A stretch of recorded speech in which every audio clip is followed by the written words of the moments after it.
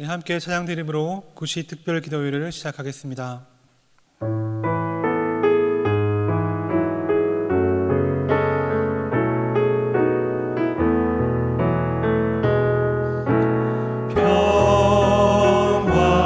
하나님의 평강이 당신의 삶에 넘쳐나기를.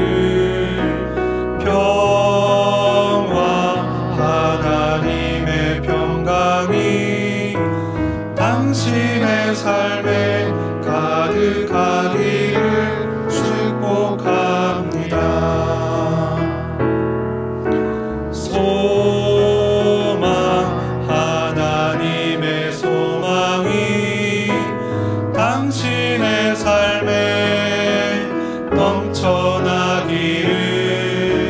소망 하나님의 소망이 당신의 삶에 가득하기를 축복합니다.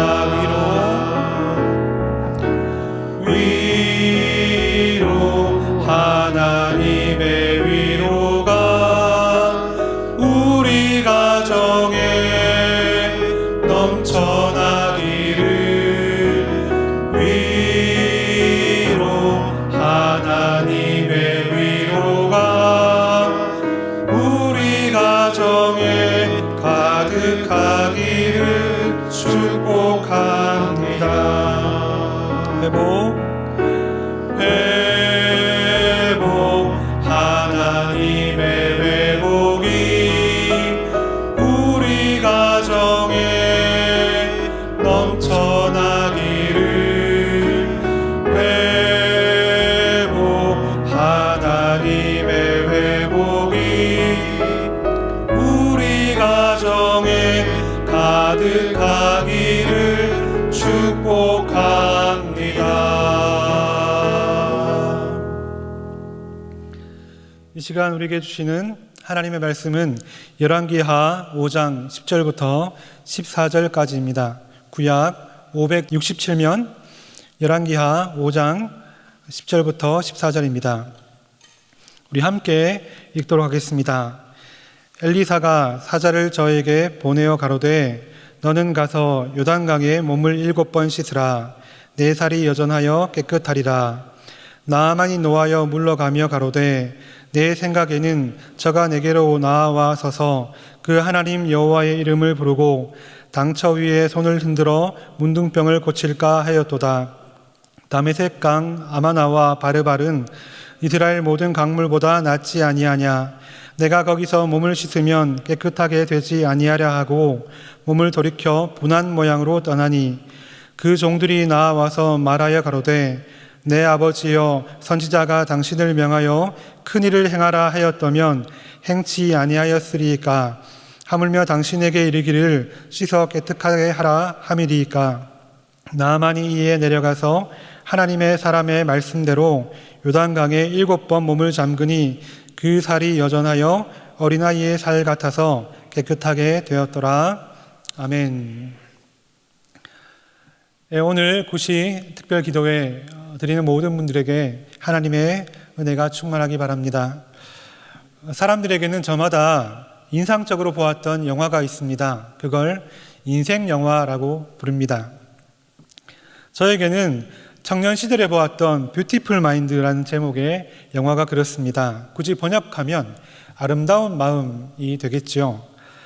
제게 그 영화가 인상적으로 남은 이유는 바로 제목 때문입니다. 실화를 바탕으로 한 그 영화의 실제 주인공은 존 내시라는 천재 수학자입니다. 그는 20살에 미국 MIT 교수가 되었고 29세에 MIT 종신 교수가 되었을 뿐만 아니라 1994년 노벨 경제학상을 받았고요. 2015년 수학계 노벨상이라 불리는 아벨상을 받았습니다. 그리고 비트코인의 창시자라고도 말하기도 합니다. 영화는 초반부터 줄곧 존 내시의 천재성을 부각시키고 교수가 되고 국가 기밀 작전을 수행하는 등 승승장구하는 내용으로 일관됩니다. 도대체 왜 제목이 뷰티풀 마인드인지 이해가 되지 않았습니다. 그런데 후반부에 이르러 그 이유를 알게 되었는데요. 존 내시는 천재이기는 했지만 사실은 통합실조증, 이른바 정신분열증 환자였고 환각이 보이는 조현병 환자였던 것입니다. 그래서 그의 둘도 없는 친구도, 그리고 참여한 비밀 군사작전도, 심지어 그의 친구의 조카도 모두 다 환각이었음이 밝혀집니다. 그런 그가 노벨상을 받고 사람들에게 다시 인정받을 수 있었던 진짜 이유는 그의 천재성이 아니라 바로 그의 부인 엘리샤의 헌신이었음을 영화는 보여줍니다. 아내의 헌신이 바로 아름다운 마음, 뷰티풀 마인드였던 것입니다. 오늘 본문에도 존 내시와 비슷한 사람이 등장합니다. 바로 나아만 장군입니다. 나아만 장군의 이야기는 대부분 다 잘 알고 계실 텐데요. 특별히 주일학교 때부터 신앙생활 하신 분이나 또 우리 교회 주일학교 또 아이들은 나아만의 이야기를 아주 흥미있게 들은 기억이 있을 것입니다. 그러면 존 내시와 나아만이 어떤 점에서 닮았을까요? 먼저 겉보기에 존 내시가 수학 천재였듯이 나아만은 전쟁에 있어서 천재적인 사람이었습니다. 반면 그 내면은 둘 다 심각한 환자였지요. 또 결말도 비슷한데요. 존 내시가 정신병을 이겨내고 노벨상을 받은 것처럼 나아만 장군도 결국 그의 나병이 깨끗이 낫게 됩니다. 자, 그런데 여러분, 이 두 사람의 인생에 닮아 있는 더 중요한 것이 있습니다. 무엇일까요? 그것은 바로 그들을 격려하는 사람이 그의 옆에 있었다는 사실입니다. 정신병자 존 내시를 격려하는 그의 부인 엘리샤가 있었던 것처럼 나병 환자 나아만을 격려하는 결정적 격려자 세 사람이 오늘 열왕기하 5장에는 등장합니다. 누구일까요? 첫 번째 사람은 이스라엘에서 잡혀온 계집 종이었습니다. 나아만의 아내의 종이었던 그 여자아이는 나아만을 어떻게 격려했겠습니까? 우리 3절을 같이 읽어보겠습니다. 그 주모에게 이르되 우리 주인이 사마리아에 계신 선지자 앞에 계셨으면 좋겠나이다. 저가 그 문둥병을 고치리이다. 이스라엘에서 잡혀온 아주 작은 그 여자아이는 소망 없는 나아만 장군의 문제, 그 문제의 해결책을 말해줌으로 격려합니다. 나아만에게 복된 소식, 복음을 전한 것입니다. 두 번째 사람은 아람 왕이었습니다. 그의 말이 5절 상반절에 있는데요. 제가 읽습니다. 아람 왕이 가로되 갈지어다 이제 내가 이스라엘 왕에게 글을 보내리라. 아람 왕은 나아만을 위해 부탁 편지를 적어줍니다. 도움을 주는 말로써 그를 격려한 것입니다. 세 번째 사람은 나아만과 함께 했던 종들입니다. 우리가 읽은 것처럼 나아만이 엘리사의 그 하는 말과 또 행동 때문에 실망해서 요단강에 가서 몸을 씻지 않으려고 하지요. 자, 그럴 때 종들은 한 번만 해보라고, 나아만 장군님은 할 수 있다고 그렇게 마음을 북돋아 줍니다. 13절입니다. 같이 읽습니다. 그 종들이 나와서 말하여 가로되 내 아버지여 선지자가 당신을 명하여 큰 일을 행하라 하였다면 행치 아니하였으리이까 하물며 당신에게 이르기를 씻어 깨끗하게 하라 함이리까. 포기하고 싶을 때 다시 용기를 내도록 응원하고 세워주는 말을 함으로 나아만을 격려한 것이죠. 자, 이렇게 나아만이 하나님의 은혜로 그의 불치병이 낫게 되는 과정 가운데는 그를 격려하는 사람들이 있었습니다. 순간순간마다 옆에 있던 사람들이 격려했기 때문에 그 격려가 그를 낫게 한 것입니다. 사랑하는 여러분, 이렇게 한 사람이 하나님을 만나는 것, 그 사람이 신앙적인 결단을 하고 또 믿음으로 문제를 해결하거나 승리하는 것에는 그 혼자만의 힘으로 되는 것이 아닙니다. 하나님께서는 주변 사람들의 신앙적 격려를 통해 그 일을 이루어 가십니다. 신앙적 격려는 나이가 많은 사람도 할 수 있고요, 또 나이가 적은 사람도 할 수 있습니다. 많이 가진 사람도 할 수 있고요, 아주 가진 것이 없는 그런 사람도 할 수 있습니다. 남녀노소 빈부귀천이 없는 것이죠. 지난 주일은 어버이 주일이었는데요. 제게는 이맘때면 기억나는 편지가 하나 있습니다. 1999년에 받은 편지인데요. 한날은 집에 들어가는데 우체통에 편지가 하나 있는 거예요. 꺼내보니까 발신자가 사랑하는 아들 이렇게 되어 있었습니다. 분명히 우리 집 주소였고 수신자 이름이 부모님께라고 적혀 있는 거예요. 당시 저희 부모님은 시골에 살고 계셨고 결정적으로 제게는 숨겨둔 아들이 없었습니다. 아들은 지금까지도 없습니다. 그래서 무슨 편지인가 뜯어보니까 전방에서 군 복무를 하던 교회 친구가 적어준 편지였습니다. 부대에서 부모님께 편지 쓰는 시간을 주었는데 갑자기 그 친구가 저를 격려하고 싶다고 편지를 저에게 보내었던 것입니다. 당시 여러 가지 힘든 일 때문에 제가 많이 어려워했는데 그 격려의 편지는 정말 큰 위로가 되었습니다.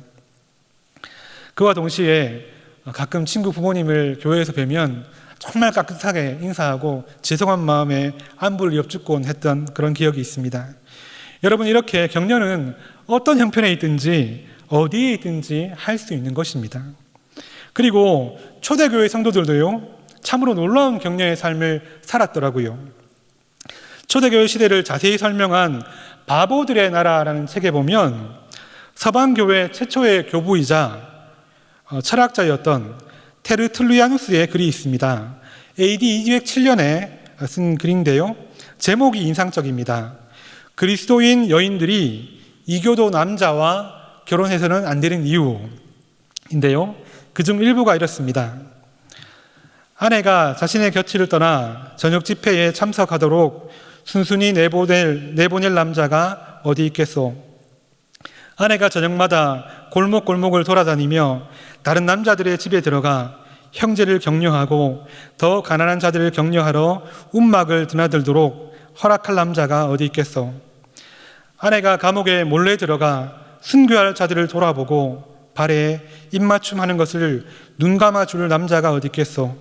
아내가 자기 양식을 떼어주고 옷이 없는 자들에게 옷을 만들어주며 심지어 전염병에 걸린 자들에게 찾아가 병간호하는 것을 참을 남자가 어디 있겠소. 불신자의 입장을 대변한 참 솔직한 글이면서 성도인 우리 입장에서는 재밌다는 생각이 들었습니다. 그런데요, 당시 문화적 여성의 위치와 여성의 자아상을 고려할 때 초대교회 여자 성도님들의 이런 적극적이고 실천적인 격려는 참으로 놀라운 것임을 깨닫게 되었습니다. 지금이 아니라 당시 여성의 지위니까 여자 성도님들은 감안을 하고 들어주십시오. 당시 여성들은 누군가의 제자가 되는 것이 불가능했습니다. 그래서 거의 교육을 받지 못했지요. 그로 인해 여성들은 멍청하고 잘 속는 어리석은 여자들 이렇게 불렸습니다. 그렇기 때문에 여성의 교육받지 않은 여성의 판단은 믿지 못한다는 이유로 투표권이 없었고요. 법적 지위 자체가 없었습니다. 심지어 숫자에도 치지 않았죠. 이것이 당시 여성들의 모습이자 문화적으로 학습된 자아상이었습니다. 자, 그러나 복음을 듣고 예수님의 제자가 된 여성들은 이 인식을 다 깨버렸습니다. 왜냐하면 예수님 안에서 그들의 자기인식, 자아상이 바뀌었기 때문입니다. 그들은 여전히 사회적으로 하대받는 여성이었지만 넘치는 하나님의 사랑을 가지고 다른 사람을 격려하는 자로 바뀌게 된 것입니다. 예수 믿는 모든 그리스도인은 예수님처럼, 다시 말해 방방곡곡 찾아다니며 복음을 전하시고 사람들을 격려하신 예수님처럼 살아야 된다는 사실을 깨달은 것입니다. 사랑하는 성도 여러분, 이렇듯 그리스도인의 다른 이름은 바로 격려자입니다. 우리의 다른 이름이 바로 격려자라는 것입니다. 우리는 예수님의 발이 되어 방방곡곡 가야 하고 예수님의 입술이 되어 신앙적 격려를 전해야 합니다. 비록 당분간 코로나로 마음대로 갈 수 없지만 내 옆에 있는 사람들은 언제든지 우리가 격려할 수 있습니다. 또 먼 곳에 있는 사람이라 할지라도 우리가 전화할 수 있고요, 문자로 격려할 수 있습니다. 저명한 신학학자였던 윌리엄 바클레이 교수님은 이렇게 말합니다. 우리 같이 읽겠습니다. 인간이 감당해야 할 중요한 의무 가운데 하나는 격려다. 다른 사람들을 낙심시키기는 쉽다. 가뜩이나 세상은 낙심시키는 자들로 가득 차 있다. 우리 그리스도인들에게는 서로 격려해야 할 의무가 있다. 그리고 마이어 목사님도 이렇게 말씀하셨는데요. 내가 삶을 다시 살 수 있다면 다른 사람들을 격려하는데 더 많은 시간을 사용하겠다. 사랑하는 여러분, 이렇게 우리는 격려자로 살아가야 합니다. 그렇다면 어떻게 격려하면 될까요? 방법은 아주 간단합니다. 그 방법은요, 우리가 오늘 읽은 말씀처럼 하면 됩니다. 이 방법들을 잠깐 보고 기도할 텐데요. 첫째로, 하나님을 모르는 사람, 하나님이 우리의 모든 문제를 해결할 수 있다는 사실을 모르는 사람에게는 이스라엘 여자아이가 했던 것처럼 복음을 전하시기 바랍니다. 예수님이 모든 문제에 답임을 꼭 전해 주십시오. 그것이 가장 우선되어야 할 격려입니다. 둘째로는 신앙적 결단을 시작한 사람에게는 아람왕처럼 도움의 말을 해 주십시오. 예를 들어 기도하기를 결단한 사람이 있다면 좋은 생각이네. 그런데 기도하다 안 된다고 낙심하지 말고 이렇게 절대 하지 마시고요. 정말 나도 같이 기도해 주겠다. 그리고 기도 제목도 묻고요. 나중에 기도회가 재개되면 같이 기도하러 가자. 이런 도움의 말을 하시기 바랍니다. 셋째로, 잠깐 넘어지고 낙심한 사람이 있다면요, 나만의 종들이 했던 것처럼 응원의 말, 마음을 북돋아 주는 말을 해 주십시오. 지금까지 잘 해왔다고, 또 할 수 있고 한 번만 더 해보라고 말씀해 주시기 바랍니다. 우리가 이런 격려자가 될 때 하나님은 그냥 계시지 않을 것입니다. 우리를 격려자로 부르신 그 하나님은 우리의 격려를 사용하셔서 반드시 놀랍게 일할 줄 믿습니다. 우리 이제 들은 말씀을 생각하며 잠깐 기도하는 시간을 가지겠는데요. 앞에 있는 제목들을 함께 읽고 기도하겠습니다. 읽습니다. 우리를 구원하시고 지금도 우리를 격려하시는 하나님 아버지, 우리도 예수님을 닮은 격려자가 되게 하옵소서. 우리가 어떤 형편에 있든지 하나님께서 나를 격려자로 부르셨음을 기억하고 이 땅에 우리의 격려가 필요한 사람들이 많음도 기억하게 하옵소서. 먼저 내 옆에 있는 자녀와 부모님, 그리고 이웃과 동료를 격려하게 하시고 나아가 이 세상을 변화시키는 격려의 사람이 되게 하옵소서. 특별히 코로나19로 인한 염려와 수고가 계속되고 있습니다. 하나님께서 6월의 은혜로 지켜주시고 치유와 회복의 은혜를 주옵소서. 속히 전 세계가 이전처럼 정상적인 생활로 돌아가게 하옵소서. 우리 시간 잠잠히 기도합니다. 하나님 아버지께서 우리를 구원하시고 우리를 격려하시며 지금도 우리와 함께 하시면 감사합니다. 그리고 하나님, 이제 우리가 예수님 닮은 격려자로 살기 원합니다. 하나님, 격려자로 부르심을 기억하고 내 옆에 있는 사람을 격려하게 하시고 하나님, 우리 자녀와 부모님을 격려하는 자가 되게 하시며 이웃과 동료를 격려하는 자가 될 수 있도록 하나님 도와주옵소서. 하나님, 그래서 우리가 이 세상을 변화시키는 하나님 격려의 사람, 하나님의 사람이 될 수 있도록 도와주옵소서.